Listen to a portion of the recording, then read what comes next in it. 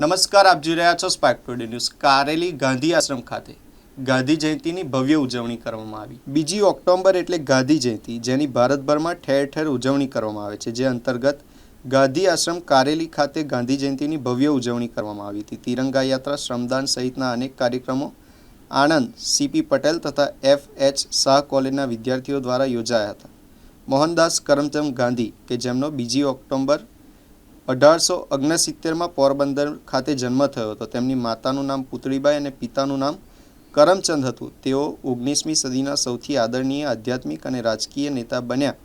અહિંસાના પથ પર ચાલીને ગાંધીજીએ ભારતને બ્રિટિશ રાજમાંથી મુક્તિ અપાવી અને ભારતીયો દ્વારા તેમને રાષ્ટ્રપિતાનું બિરુદ મળ્યું હતું। એવા મહાન ગાંધી બાપુની જન્મજયંતિ હોય ત્યારે સમગ્ર ભારતભરમાં ભવ્ય ઉજવણી કરવામાં આવે છે। જે અંતર્ગત જંબુસર તાલુકાના કારેલી યાત્રી નિવાસે ગાંધી જયંતિની ભવ્ય ઉજવણી કરવામાં આવી હતી। જેમાં સીપી પટેલ તથા FH શાહ કોલેજના વિદ્યાર્થીઓ, ભાઈઓ બહેનોએ મોટી સંખ્યામાં ભાગ લીધો હતો। કારેલી ખાતે વહેલી સવારે વહેલી પ્રભાતે પ્રભાત ફેરી ફરીને શ્રમદાન, યોગા, પ્રાર્થના બાદ યાત્રી નિવાસના સંચાલક હેમંતભાઈ મહંત દ્વારા યાત્રી નિવાસની સવિસ્તાર માહિતી આપવામાં આવી હતી તથા એક ભારત શ્રેષ્ઠ ભારત અંતર્ગત લેફ્ટનન્ટ રીતેશ વણકર દ્વારા સુંદર વક્તવ્ય આપવામાં આવ્યું હતું। ત્યારબાદ poster making, slogan based photography સ્પર્ધા યોજાઈ હતી અને તિરંગા રેલીનું સુંદર આયોજન કરવામાં આવ્યું હતું। તિરંગા રેલી ગાંધી આશ્રમથી નીકળી કારેલીના મુખ્ય માર્ગો પર ફરી પરત યાત્રી નિવાસ ખાતે પહોંચી હતી। રેલી દરમિયાન ભારત માતા કી જયના નારા ગુંજતા હતા। રેલી બાદ તમામ વિદ્યાર્થીઓ, ભાઈ બહેનોને પ્રમાણપત્ર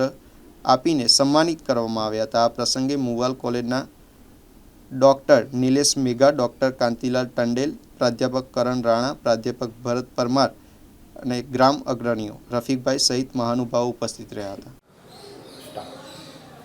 મારું નામ હેમંત કુમાર મહંત છે। ગાંધી આશ્રમ કારેલી સંચાલક તરીકે હું ફરજ બજાવું છું। આજે 2 ઓક્ટોબર એટલે ગાંધી જયંતિ। સમગ્ર ભારતમાં અને ગુજરાતમાં જ્યારે ગાંધી જયંતિ ઉજવાતી હોય ત્યારે યાત્રી નિવાસ ખાતે પણ અહીંયા પ્રોગ્રામ થઈ રહ્યા। સાથે સાથે આણંદ કોલેજથી સીપી પટેલ, FH શાહના સ્ટુડન્ટ આવી પહોંચ્યા। આજે વહેલી સવારે પ્રભાત ફેરીનો કાર્યક્રમ હતો, ત્યારબાદ યોગા કાર્યક્રમ હતો, ત્યારબાદ સફાઈ કાર્યક્રમ હતો। સમગ્ર ગામમાં સફાઈ કાર્યક્રમ રાખી અને બાળકો યાત્રી નિવાસ ખાતે પરત ફર્યા હતા। ત્યારબાદ ગામમાંથી મોટી સંખ્યામાં વડીલો, બહારથી આવેલા મહેમાનોનું ખૂબ ખૂબ હું આભાર વ્યક્ત કરું છું। સાથે સાથે આજે તિરંગા રેલી પણ અહીંથી નીકળી આખા ગામમાં ફરી રહી હતી। સાથે સાથે એ રેલી નીકળી યાત્રી નિવાસ ખાતે આવી પહોંચી હતી। તેમજ અહીં પાર્ટિસિપન્ટ જે બાળકો હતા તે લોકોને પ્રમાણપત્રક આપી અને એમને સન્માનિત કર્યા હતા। તે બદલ હું ગાંધી આશ્રમ યાત્રી નિવાસ થકી હું એમનો ખૂબ ખૂબ આભાર વ્યક્ત કરું છું।